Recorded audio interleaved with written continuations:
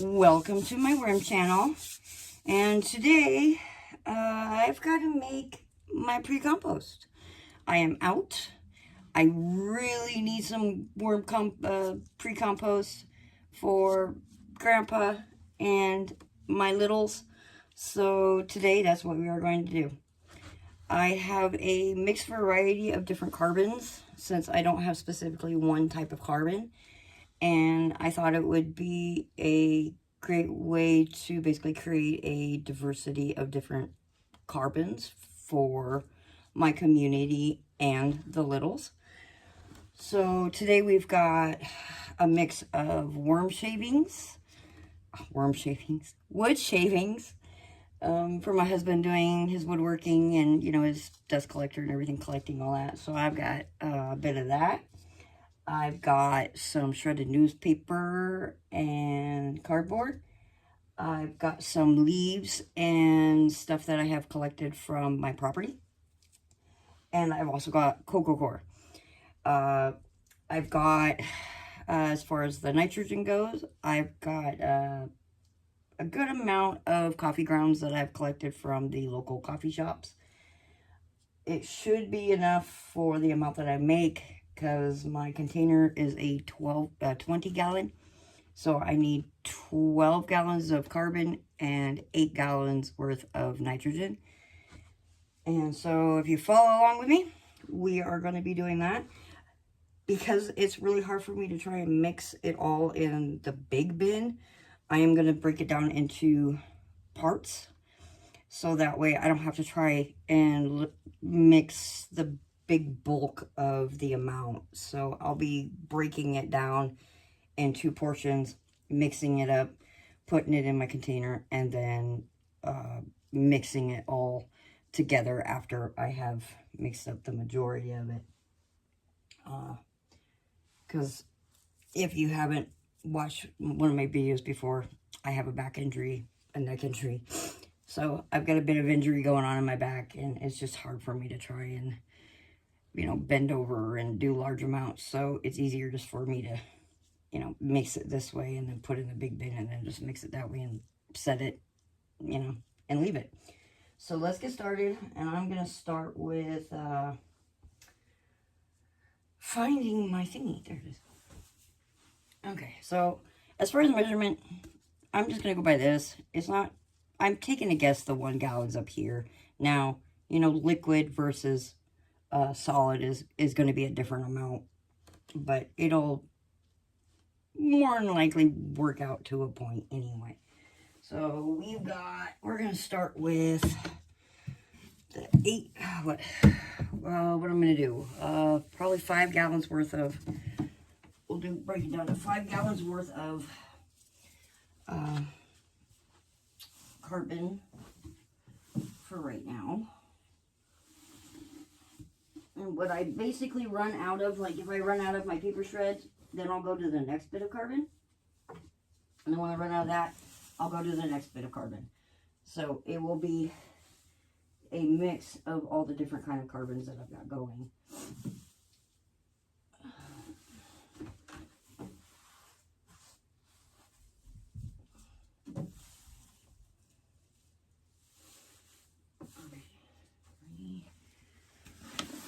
There's 3.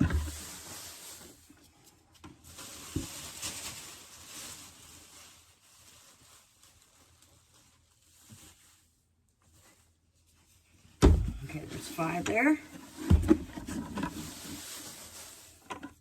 Now remember, we're doing 12 gallons of carbon and 8 gallons of nitrogen.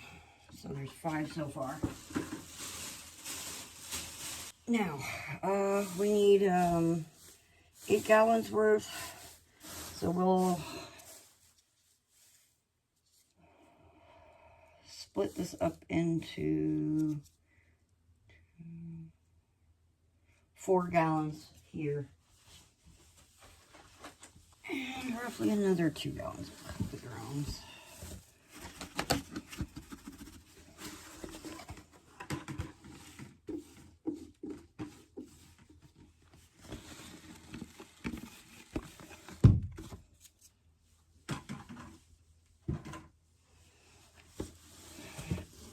And some of this is a little dry, so it's a little hard, but the majority of it actually is still pretty wet.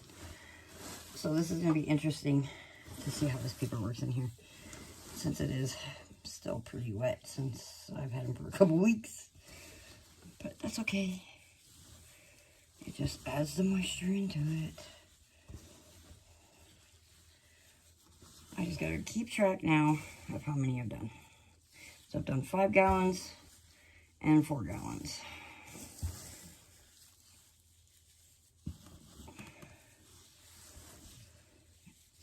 And once I get this all done, mixed up,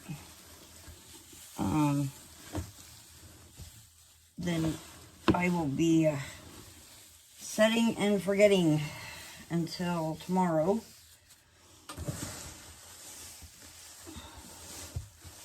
When I do my check-in on the temperature, we gotta let it get hot. And then when it starts coming down, we add, I'm gonna have to add a little bit more.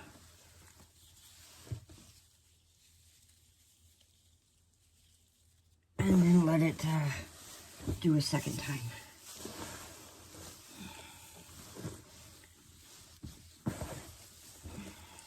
The first time I did my worm bin, I actually put fish in there. And they, you know, they did a somewhat okay job with it, but there is a difference from when you actually give them fresh bedding versus pre-composted bedding. It's already got all the, you know, the inoculants, and which I will be also adding into here. So I like to add some of their actual bedding without, you know, worms in it, of course, because this is going to get heated up. It's going to cook it. So you don't want worms, but I like to still add their bedding that's already got all the microbes and the organisms in it to help break down everything and already be inoculated with all that. So we will be doing that as well.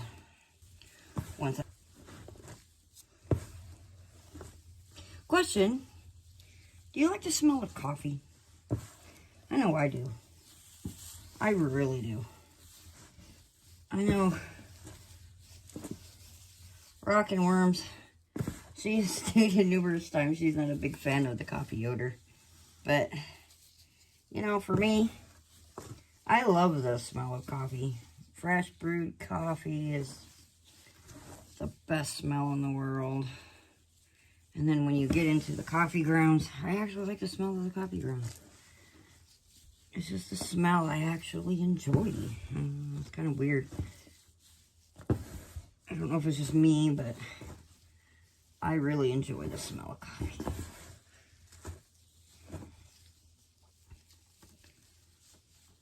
Be a coffee ground or definitely fresh brewed in the morning. You wake up, it pops your little eyeballs open. We are really warm today too. It is 80 something outside, and it's not even the hottest part of the day. At least down here it's somewhat cool, except for in this room. But oh man, it's hot today. We usually don't get this hot this quick. It's a lot of the times very gradual. Like we'll be in the 60s, and then we'll, or 50s, 60s, and then it'll start gradually going up. Nope. It was like, no, we're not gonna gradually do that this year. We're just gonna go from 50s to 80 some odd degrees and shock you all. Because it is hot today. Though I know many in these other states, you know, I grew up where it was, in California, it was average about 110 degrees, you know, so I know that heat. And it was, you know, there it was a dry heat. And then I never liked the heat anyway, and I don't actually really do well in heat. That's why I live in a state that's pretty much snow and cold 6 to 8 months out of the year. But you know, everybody out there I know is probably gonna go, oh, 80 degrees isn't that hot. It's hot when you're closer to the sun. So it's actually a lot hotter than what you think.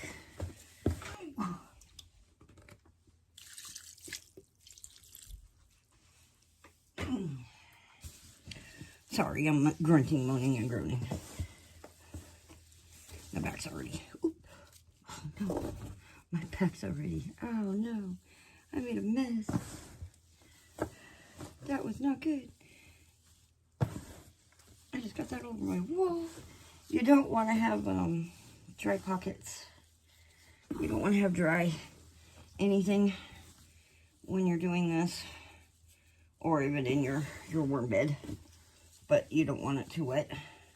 So you do want to make sure when you are doing a pre-compost setup, especially, you don't have dry pockets. Because if you have dry pockets, it will not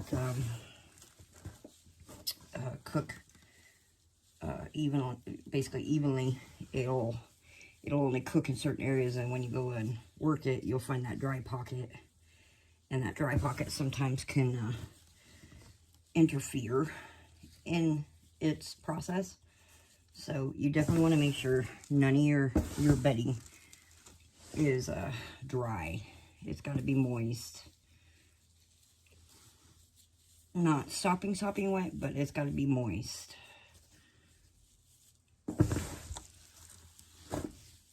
Because we want to make sure this stuff cooks the way that it should cook. We don't want to get it too hot, but it has to stay still within at least 120 degrees in temperature. That's Fahrenheit. Celsius, I don't quite know what that is.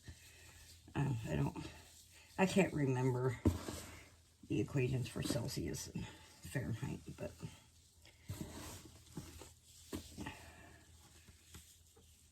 we got to keep it within at least about 100, we got to get it to at least about 120, and hopefully have it hold to about 120 for a little bit. We don't want it dry. Now this carbon, which is just basically shredded newspaper, I found a whole bunch of it downstairs while I was cleaning, and so I just shredded it up for the worms. Cardboard technically works better, but my shredder doesn't really like cardboard very much.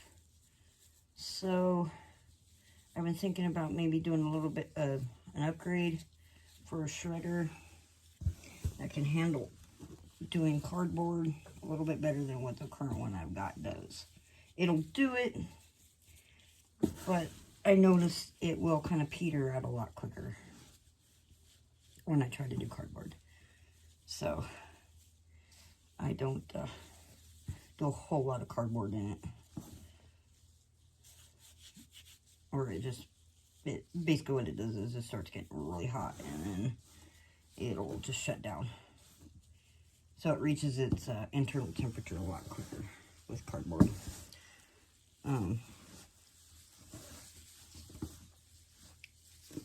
So I gotta see if I can locate a shredder that'll handle cardboard.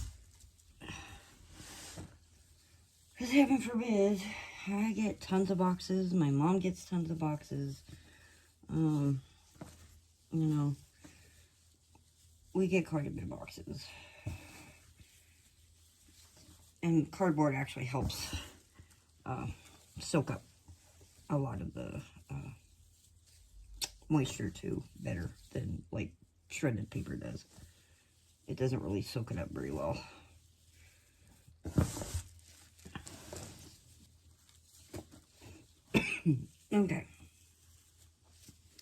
tub one down. I've got it mixed up pretty well now. Best that I can do. It's starting to get heavy too with all the added water.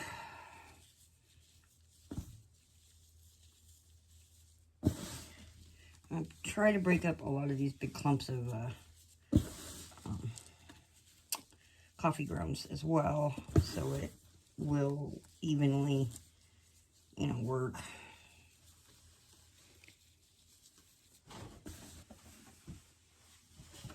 Okay. 2, 5, 6, 7, and then so we're gonna go with that. I want to add. So I added 2 more extra gallons of, or an extra gallon of carbon, just because I wanted to go ahead and add some leaves into it as well, which I like I said, I like to give them diversity. Different flavors.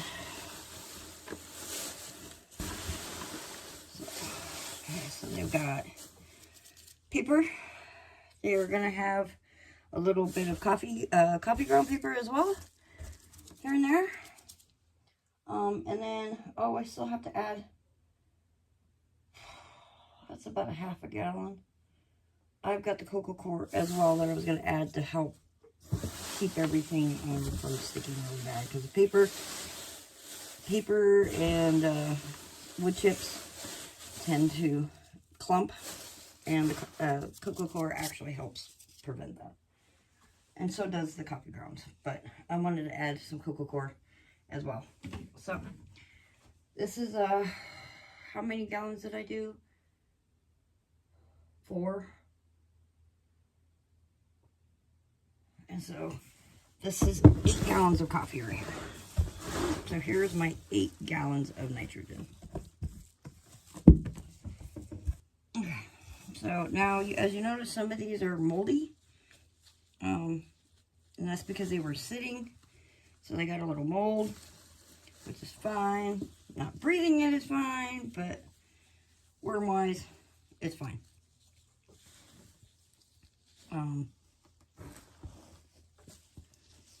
They like that. That's the microbes and the organisms already breathing it down for them, and they like it. It helps them, you know, eat through it.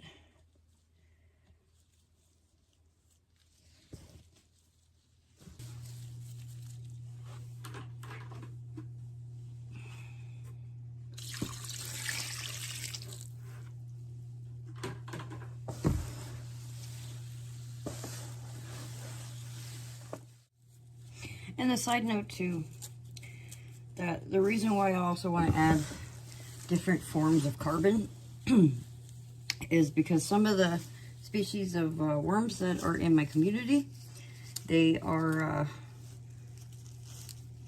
high carbon disposable worms. So they like carbon. So I want to add enough carbon in here to basically sustain them, as well as, you know, get this to break down and stuff. So I've got, you know, some will eat more of one thing than they will of another. So, like, one type of worm might, you know, strictly want to eat leaves. One worm might strictly want to go after the wood chips. One might, you know, literally just want to eat the paper. So this way, with the different variety of carbon that is in here, it will hopefully keep whatever that decides want to eat between the leaves, the wood chips and that. Now, as far as the wood chips go, they don't worms aren't really particular as far as, you know, like, say, cedar. It doesn't bother them because, you know, we've got a lot of cedar trees that have, you know, been down, and, you know, you lift up a cedar log and you've got worms under there. So they aren't particular as far as that goes. They'll still eat it. So the wood shavings is like a mix of, I'm taking a guess, mostly birch, since my husband's been playing around with birch, but it does have some cedar here and there in it, and I'm not worried about it. So they will, they'll eat it. And as far as the leaves go, I don't cook them. I don't do anything special with the leaves whatsoever. So whatever organisms come in on the leaves, comes on the leaves. Especially when it comes to, you know, doing a pre-compost, it's going to get hot anyway, so it's going to kill off anything else that, you know, as far as the critter has come in. It'll kill them anyway, so I'm not really worried about it as far as a pre-compost. And then if there's any, you know, living organisms that did manage to survive, like as far as fungi or something like that, which I try to get some that have, you know, the natural funguses and stuff. But I caught this stuff, I gathered this stuff around the time that we were actually getting quite a bit of rain still. So there's not really any funguses going on because it just has not been warm enough for them to start producing.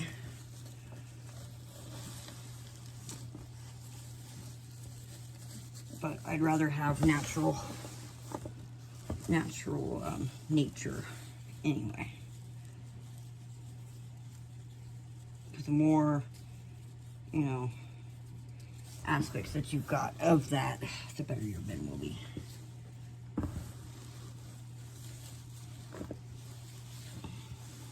Keep it all natural, the best that you can, in my opinion.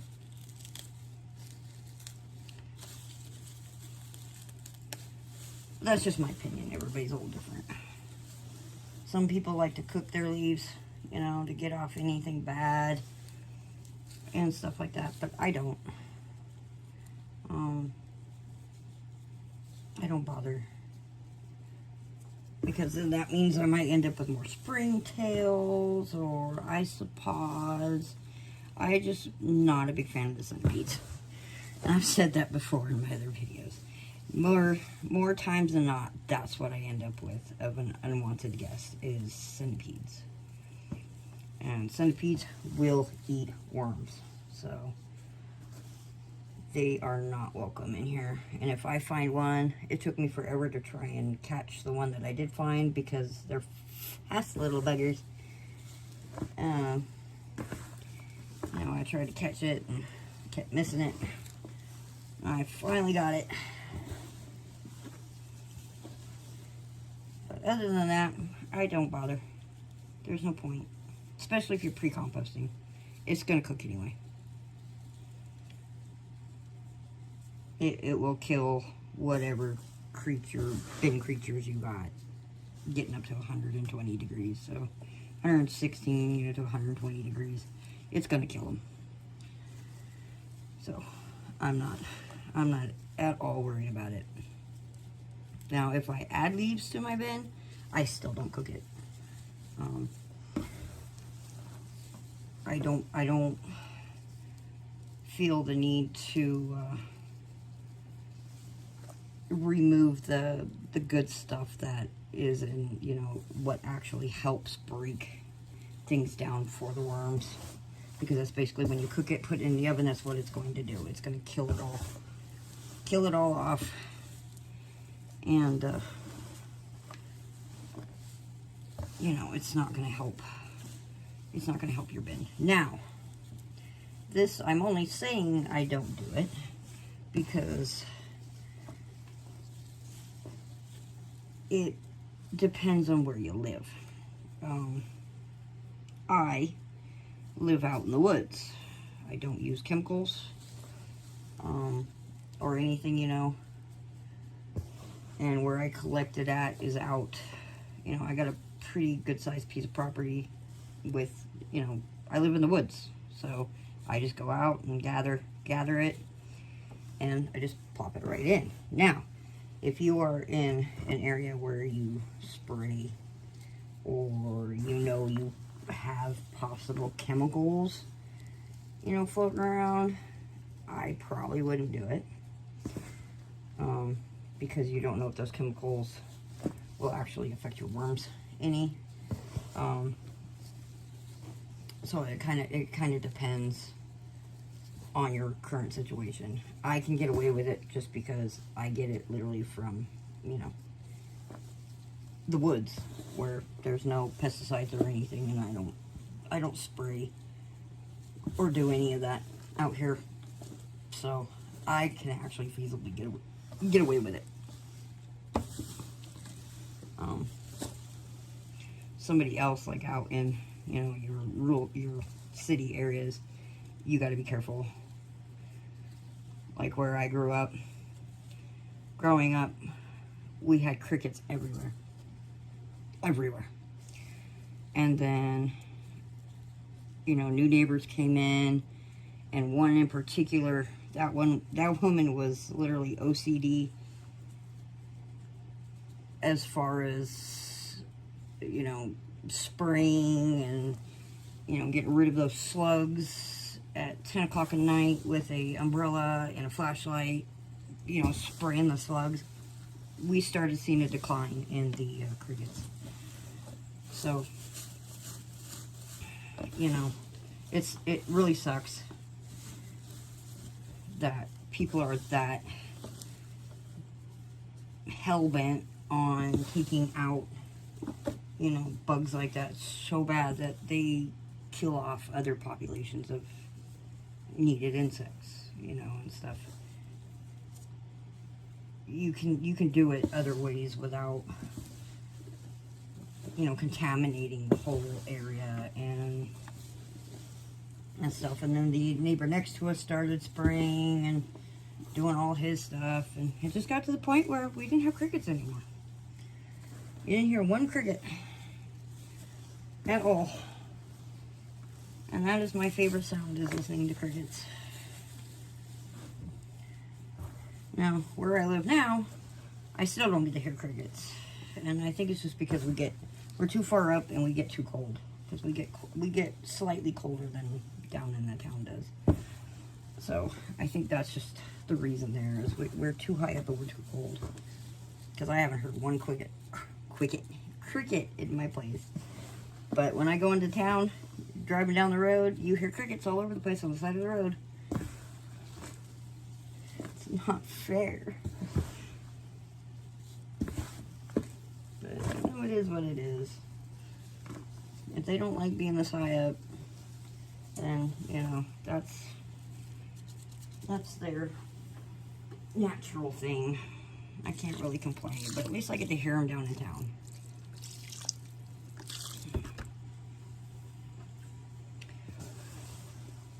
Okay, so I'm just going to add a little bit more water here, because I still got some dry spots. Oh, shit.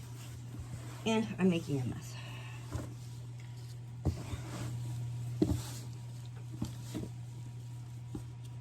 If you notice, I also just keep doing it continuously. I want to make sure it's mixed really well.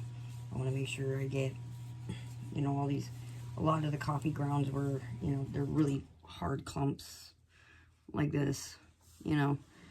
I want to make sure I get it all worked down.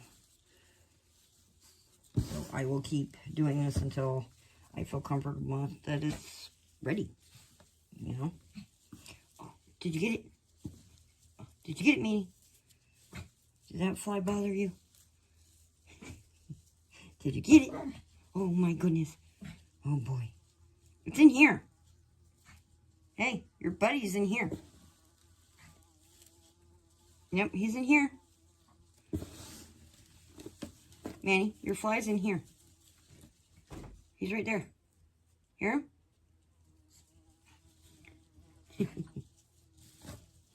Oh, I love that little dog.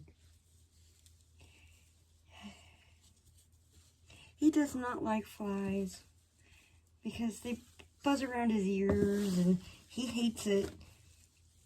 And he will go into a complete tizzy trying to get the tiny invader. We call them tiny invaders, and he knows what that means, a tiny invader. You tell him tiny invader and he's on the hunt for it. He cracks me up. I love him so much. Hey, your tiny invader's bothering me.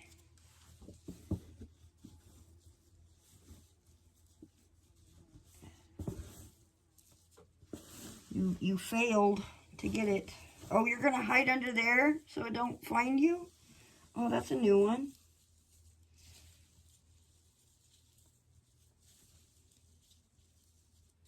I know, man, you don't like it when it lands some bugs around your ears. He sits there and he just barks. You know, he does his little woofs. His little oofs. And he'll literally go in warp speed circles trying to get it climbing on things, trying to... He gets very bound and determined sometimes. He does not like them tiny invaders. They are not his friend. Okay, so I think I have got this mixed up really well now. And what I'm going to try and do is probably put the big bin up here. That way you all can see, or figure out a way that I can move it to where you can see what my next steps are going to be doing. Because this, I think, is done enough now. I've got it mixed really well. I don't have any dry pockets. I got all the dry pockets. Yeah, okay. So here's the first bin that I did. You see how dark and the paper is all saturated and wet and stuff. Some of it's starting to clump back up. But, okay, so we got that.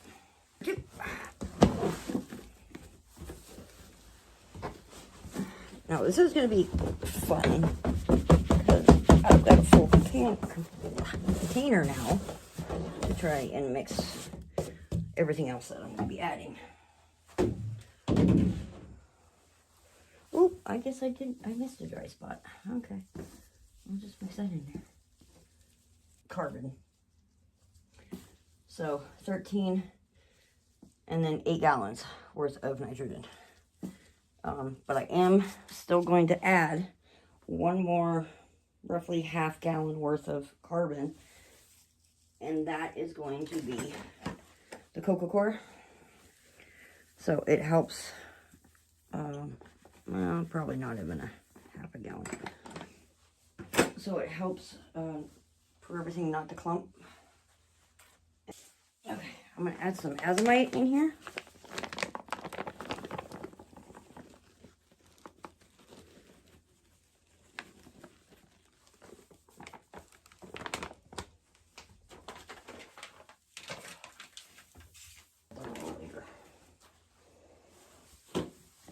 So let's start mixing this.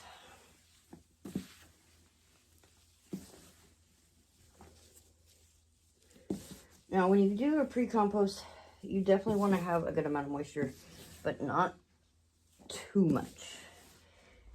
There has to be a decent balance between everything, or what will happen is you'll have puddles of liquid on the bottom, and it will go anaerobic. You don't want anaerobic, you want aerobic. So you have to be careful as far as your moisture content. Being that I did just add some Coir, I might have to add a little bit of moisture. I'll have to double check after I'm done mixing in this Coir, But the cocoa coir helps keep it fluffy as well. And that's what I want. I want to try and keep it fluffy.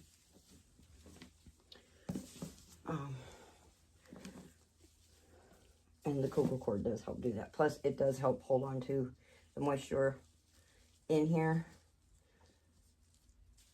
as well. So, we want to try and get it as mixed up as humanly possible. That way, when it starts cooking, it will cook fairly even. And it'll also hold its temperature and moisture as well. Okay, so I added just a little bit more cocoa coir. I apologize if I'm in the way. This is not easy to mix at all. Not for me, anyway.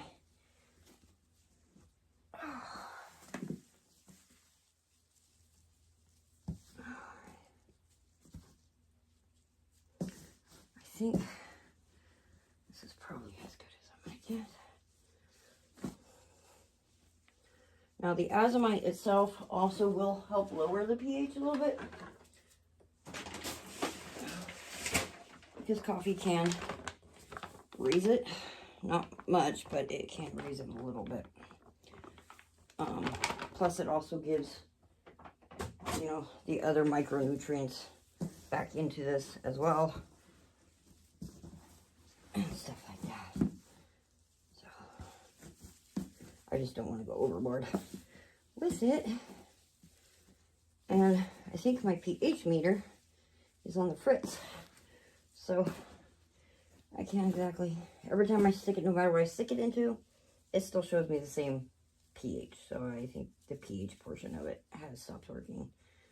Now, I did purchase a thing through Amazon, but I went ahead, I was like, you know what, I'll go ahead and try it. It'll actually be very, very, very useful for composts, or if you've got a giant breeding bin, you know, that you're doing, like a container like this that you're using as a breeder bin. And with breeder bins, you have to watch the moisture content. You know, they have to be a certain moisture content for breeding, and then your compost has got to be a certain moisture content for cooking. And I was like, you know what, it'll work for what I want. And so I went ahead and bought it. And I think at this point I am done with this. Oh, I still have one of the specialty branches in here. Okay, so for right now, I've got it in my mixed bin, but it's kind of like a thermometer, okay? It shows you your time, how hot or cold your soil is, the number probe that it is, whether it's high light, normal light, low light, which I'm not worried about light, and then the moisture content in your, your container. And right now, I know it's backwards, but it says 69%. So my grandpa is 69% moisture. And you can connect, I think, up to 6 or something with this. I forgot how many specifically. But you can buy, I just bought one probe just to give it a try. Looks like this. Okay, so it takes 3 batteries. 2 batteries for this, 1 battery for this. And then it says it's got to at least have about 2 inches worth of soil for it to be in. Now that I've changed it, it's going to blink. And so now it is registering 71% moisture. Let's see if it goes up anymore. So it says I'm 71% moisture and 70 degrees Fahrenheit. Now this also does it in Celsius, so that's 23 degrees Celsius. It's really easy to set up. You just set the clock and then put the battery, you know, when you do it, you just set your clock and then you set whether you want it Celsius or Fahrenheit. And then I can monitor it that way, very easily without messing with it. I'm not getting enough. I'm not even getting a drop, so I need to add some more moisture into there. You want to at least get one to, you know, like 2 drops out of when you squeeze it. And I'm not getting that, so that means I actually don't have enough moisture in here. It's pretty much like if you were doing outdoor compost, but you're doing it indoors. Now you do it outdoors, you have your nitrogen, you know, you still have to have your nitrogen, you still have to have your carbon, you still have to have your moisture for it to heat up. So it's literally the same concept. I've never done it indoors until recently, and I did wind up having a problem with my previous batch that I added a little bit too much nitrogen when I added a little bit more for a second go round, and it wound up going aerobic, which kind of wound up being a very strong fermented smell. Okay, it was very fermented. And if you know what a strong fermentation smell is, that means I added too much nitrogen to it. Because I did, you know, I asked some questions and I looked up online and I'm like, what, you know, caused this particular odor? Because if it goes right, much like worm bins, there should be literally no odor. Well, I ended up having a strong fermented smell overnight. It was within 24 hours. And so I was like, okay, try to figure out what I did wrong, what caused it, and it hit me that I added a bit of nitrogen without adding carbon to rebalance it. So all I did after that was add carbon, and it fixed it. Plus, I also added some yeast, which also helped break that down as well. Which, after this has gone a couple days to its top heat cycle, and when it cools down, after that first initial heat cycle, then I will be adding yeast to it to help its process break down more and add, you know, that beneficial aspect to it. But I do cheat on occasion, and I just break down and purchase worm castings. Because especially with my community bin having species of worms that I don't want to be included anywhere,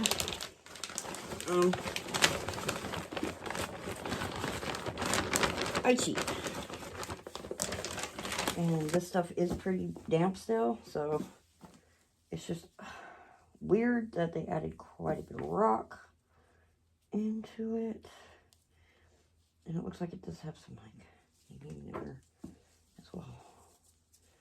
It looks more like I don't know if it's like a worm casting. No, it's worm casting. But I think they chip you on mulch. A lot of mulch in it too. So there's a bunch of rocks and a bunch of big branches. So I think they're chipping is what they're doing. Yeah, I think they're chipping people. But that's okay. For now, I just won't know not to buy this brand again. They've got a lot of mulch in it and stuff. But We want to mix it all in there as much as we can. Okay, I hope you enjoyed this on how you can do a pre-compost for your worms, which I highly recommend if you are to do this with worms. Like I said, I tried it before without doing it initially, and as you tell, I switched to doing this. So, you know, learn as you go, and this is definitely highly recommended for if you start your very own vermiculture setup. Have pre-compost ready for them. They very much appreciate it. It's already broke down for them to eat it up. You know, unlike if you do fresh, it's got to heat up. You know, it will heat up in the bin, and you don't want that. And at least the home ones like us, they have a pre-compost, and it could be whatever you have laying around. Leaves, like I said, my carbon is a mix of leaves, wood chips, cocoa coir. Hi, Lila. Were you really whining at the door? You're a smart dog. You should have thought to open the door. Hello. Yes. Hi. Yes, I don't need a facial. I don't need facial. My face is clean. Mom's trying to talk here. Quit interrupting. 5-year-old. So yeah, this is it. And I will see you in the next video, which, by the way, the next video is going to be, I've decided I'm going to try and go through my worm bins that I know for sure have the yellow banded jumping worm, and get rid of them. I have decided to do that. Yes, they will compost, but is it worth it? The risk of it? No, not really. And I've decided that I'm just going to try and wiggle out as many of the jumping worms as I can. I know there's going to be, there's babies. So I've just got to wait till they grow up big enough to where I can determine the difference of the jumping worm versus everybody else. And then I will... What are you doing? I will also be going through Grandpa and doing the same thing. It's going to take a while, but I will get it done. I just don't want to risk it. And they actually will be more of a hindrance than anything. So I've decided to go ahead and do that. Break down and go through them all and get rid of them. So, okay, guys. Enough yabbling. This is my probe. I stick it in the middle. And then my little meter. Oh, I don't know if I should have it that low, though. Okay. So my probe is ready. It is in there. It's 18, 51, 67,